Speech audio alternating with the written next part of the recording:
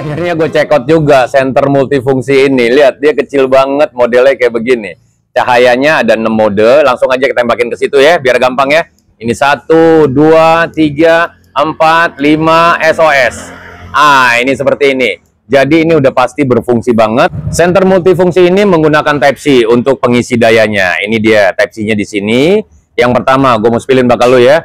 Ini ada magnetnya, ada obengnya juga. Tuh lihat, minus dan plus. Ini memang mini-mini. Konsepnya kan survival atau urgent. Seperti itu ya. Pasangnya di sebelah sini. Selain itu juga, ini ada karabinernya di sini. Atau bisa menjadi keychain juga. Ada beberapa kunci pas di sini. Sela-selanya ada bottle opener. Pokoknya cihuy banget. Selain itu juga ada pemecah kaca. Ini dia, teman-teman bisa lihat gak? Ini pemecah kaca. Jadi memang multifungsi banget. Jadi kalau lu mau samaan nama gue, check out sekarang juga di kiri bawah. Disclaimer, harga dapat berubah sewaktu-waktu tanpa pemberitahuan.